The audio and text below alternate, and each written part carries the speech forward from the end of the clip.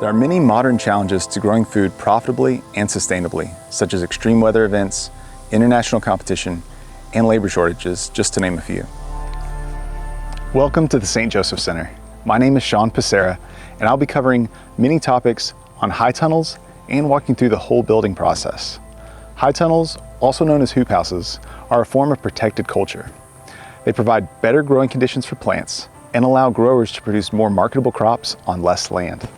This video is intended to provide in-depth instruction for high tunnel site selection, construction, maintenance, and repair.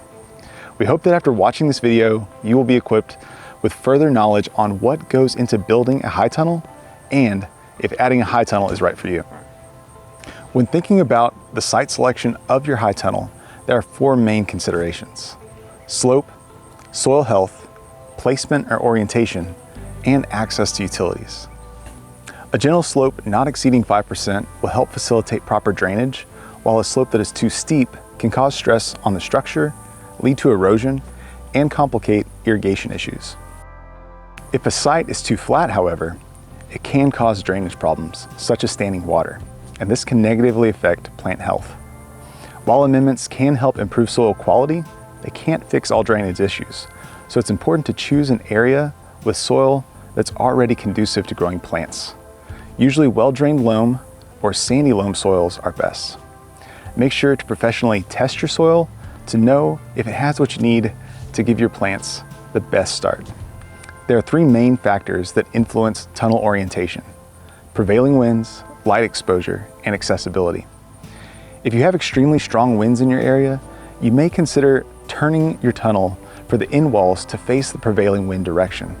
This will help reduce resistance to strong winds. It's critical also to maximize sun exposure and avoid shading. So orient the high tunnel with the ridge line or the roof peak running north to south here in Arkansas. You also want to locate the tunnel in a place that is convenient to access. You want to be able to get the crops you're harvesting out very easily, get equipment in, and make other operations and maintenance more accessible. It's also very important to consider the size of the tunnel. Let the size of the site influence the size of the tunnel. Don't force the tunnel to fit into a space that may be too small or that isn't suitable. Utilities are another important factor when considering where to position the high tunnel. Make sure that your tunnel has access to water for irrigation and power if it requires powered ventilation. Before you settle in on a final site placement and orientation, be sure to review state-specific NRCS specifications with your local NRCS conservationists, and then confirm compliance with your high tunnel manufacturer if you are seeking NRCS financial assistance.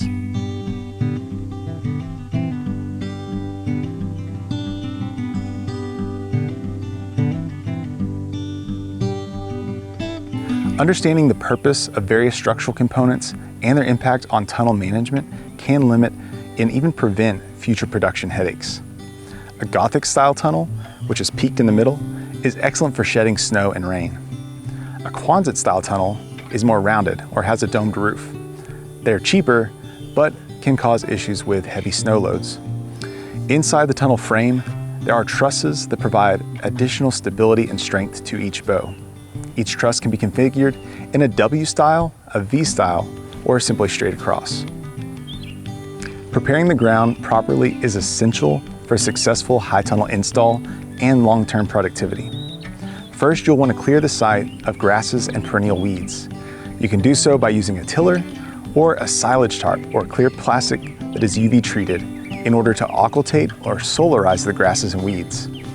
It is easier to conduct the initial ground preparation and amendments prior to construction. Trying to get those grasses out of the tunnel afterwards can be a lot more challenging.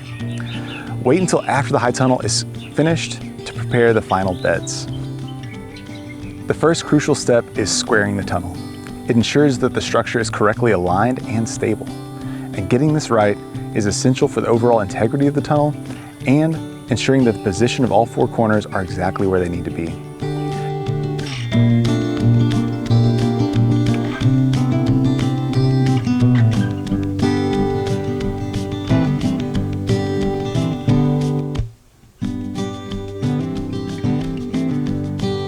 Use a tape measure, stakes, and string to mark out the area and make adjustments as you need until the diagonals are equal.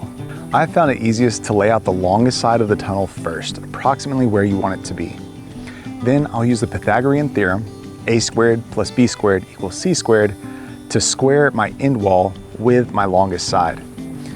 If your tunnel is 30 feet wide, you can measure 40 feet from the length of the end wall, and then diagonally, that new corner should be exactly 50. So 30, 40, and 50. I'll then repeat the process on the opposite side of the tunnel and double check that I have exactly the right length between the two new established posts. I'll double check my diagonals from corner to corner and corner to corner to make sure I have the same measurement. If all the lengths, widths, and diagonals measure up, then I have a square tunnel.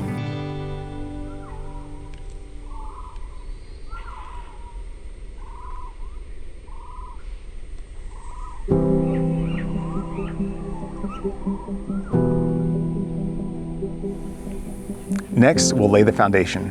This involves marking the location of the posts or the footers.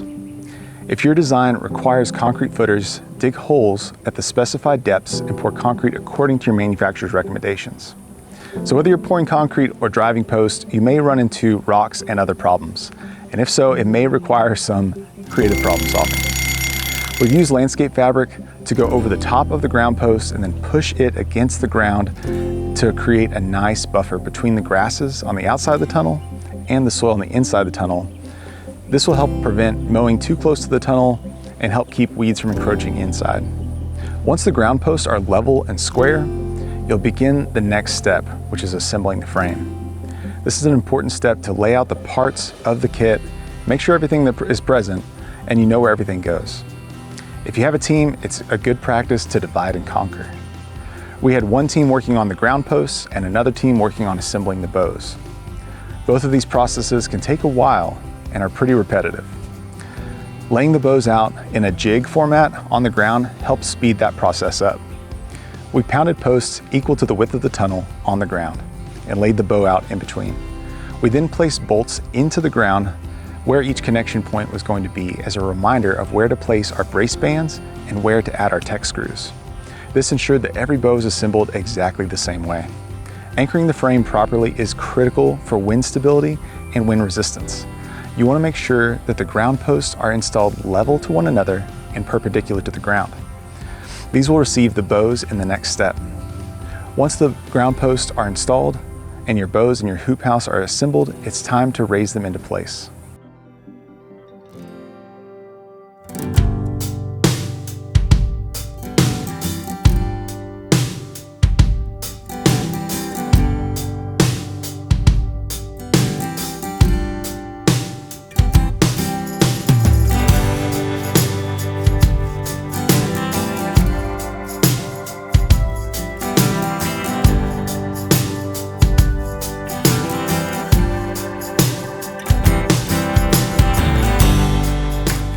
Once the hoops or bows are in the ground post, level them and make sure that they are perpendicular to the ground. Next, we will install the purlins, which will help hold the bows in place. Once the purlin is installed and the bows are square and perpendicular to the ground, you can then install them into the ground posts using the supplied fasteners, which can sometimes be screws or bolts. Wind braces run at diagonals between bows to help give them additional strength. This will add a tremendous amount of strength to the tunnel and should be included with your kit. Now that the framing is complete, it's time to install the plastic. We'll first install the wiggle wire channel, which will secure the plastic.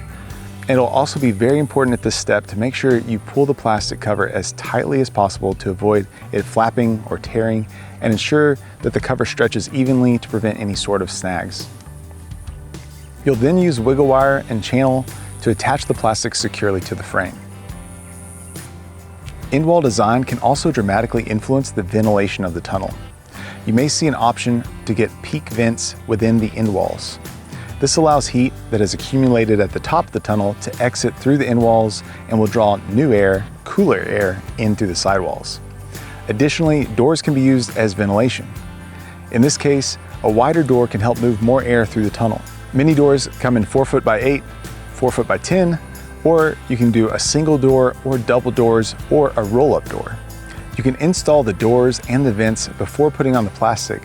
However, I found that waiting to attach them until after the plastic is on helps prevent the plastic from snagging or tearing on the vents or the doors. Sidewalls can open by either dropping them down or rolling them up.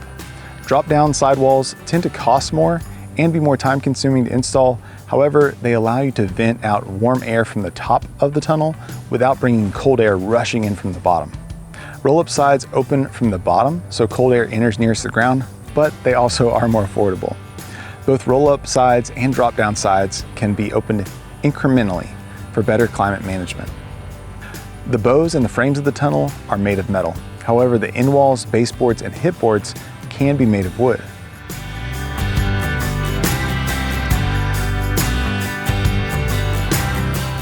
These common wooden components are a common point of failure and will rot out and need to be replaced over time.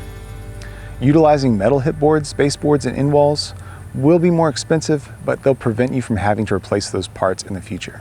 It'll save you maintenance, time, and money in the long run. If you've installed your tunnel leading up to the summer season, you can now put on the shade cloth.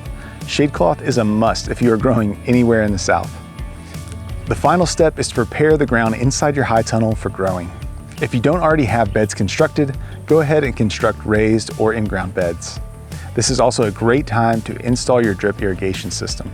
This will be critical because you've now eliminated all the rainfall on the ground, so the only water these plants get are what you give them. Maintaining your high tunnel is the key to ensuring its longevity and functionality. Regular inspections and timely repairs can help prevent small issues from becoming big problems. Look for signs of wear and tear, especially on the plastic covering. You want to make sure that the sidewalls and doors are in good working order. Replace the plastic as needed, but a full plastic replacement is often needed every 4 to 5 years, depending on the quality of the plastic and your local weather conditions.